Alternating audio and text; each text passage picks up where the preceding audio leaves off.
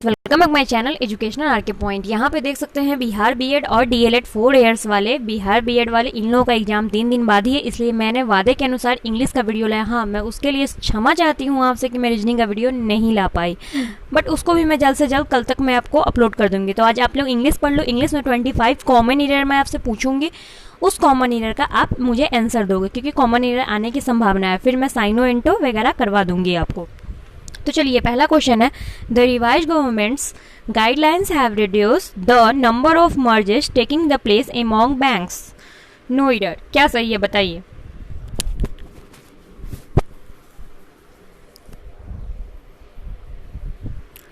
तो चलिए, आपने आंसर सोच लिया होगा कि इसका आंसर क्या है, तो मैं आपको आंसर बता दूं। तो इसका आंसर ए है, यानी कि एक मिनट रुक जाइए,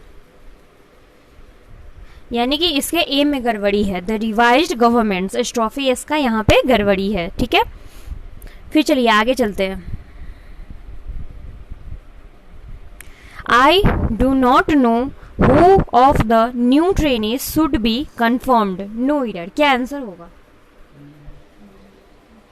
चलिए, आप मुझे बताओ कि यहाँ पे कितने सही होते हैं, आपकी इंग्लिश में कितने मार्क्स आ रहे हैं।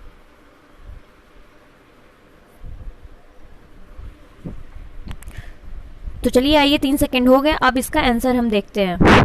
तो इसका आंसर बी में गड़बड़ है। तो चलिए आइए यहाँ पे देखते हैं आखिर क्या होगा। आखिर हु के स्थान पर यहाँ पे क्या हो, तो हु के स्थान पर यहाँ पे विच का प्रयोग होगा। क्या होगा, तो विच का प्रयोग होगा। यानी कि I don't know which of the new trainees should be confirmed. No error. यानी कि इसमें हु के बदले विच का प्रयोग। अच्छा, यहाँ पे विच का प्रयोग क्यों हो गया है, चलिए आप मुझे कमेंट करके बताइए। आपके लिए छोटा सा टास्क है, गूगल कीजिए, कहीं कीजिए, ताकि आपका नॉलेज बढ़े। चलिए नेक्स्ट क्वेश्चन मैं आपको लाती हूँ। क्या है, the promote India as a tourist destination the government had organised many cultural programmes. No error. क्या गलती है इसमें बताइए।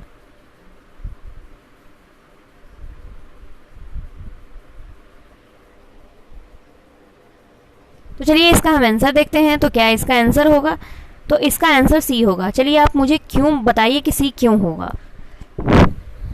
चलिए तो मैं आपको बताती हूँ। यहाँ पे क्या होगा, the promote India has a tourist destination, यानी कि किसी प्लेस की जगह बात की है। प्लेस की जगह अगर हम किसी चीज़ को ऑर्गेनाइज करते हैं, कंपनी को ऑर्गेनाइज करते हैं, तो यहाँ पे गवर्नमेंट को हटाकर क्या होगा, organising has organised many culture and programmes.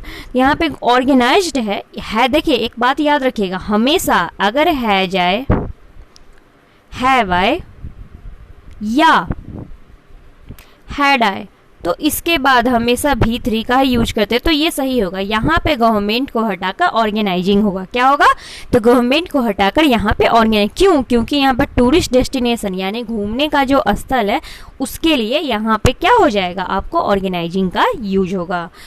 I think you got it. चलिए नेक्स्ट क्वेश्चन देखती हूँ। Bank in India can not open ATMs expect obtaining approval from RBI. No error.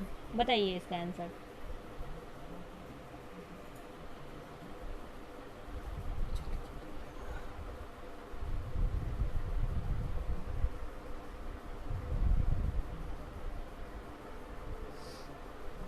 तो चलिए यहाँ पे हम इसका आंसर आपको बता दूं। इसका आंसर क्या होगा, तो इसका आंसर सी में होगा। अब सी का गड़बड़ी क्यों है, ये भी मैं आपको बता देती हूँ। तो चलिए यहाँ पे देखते हैं कि क्यों गड़बड़ी हुआ।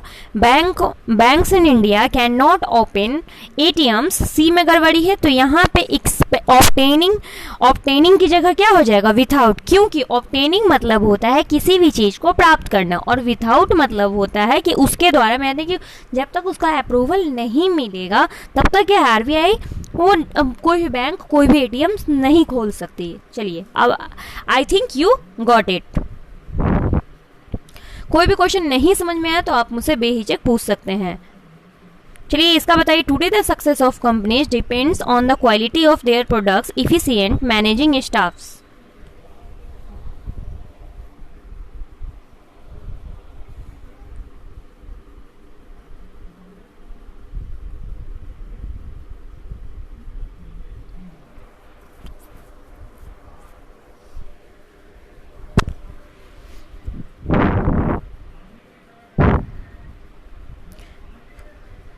चलिए मैं आपको एक बार फिर से पूरी तरह चलिए, तो यहाँ पे इन्होंने यहाँ पे डी को गलत किया है, तो डी में चलिए आइए मैं बताती हूँ कि आपको क्या गलत है। यहाँ पे क्या, इफिशिएंट मैनेजिंग स्टाफ नहीं होता है, मैनेजेरियल स्टाफ्स होता है। क्या होता है, तो मैनेजेरियल यहाँ पे आईएनजी हटाकर, क्यों यहाँ पे ईएमआर का प्रयोग नहीं हुआ है, इसलिए हम आईएनजी का प्रयोग नहीं करेंगे, आईएनजी का प्रयोग नहीं करेंगे और मैनेजेरियल स्टाफ्स करेंगे। तो ये 5 क्वेश्चन है। आई होप कि अब आपको कोई दिक्कत नहीं होगी ईरर में।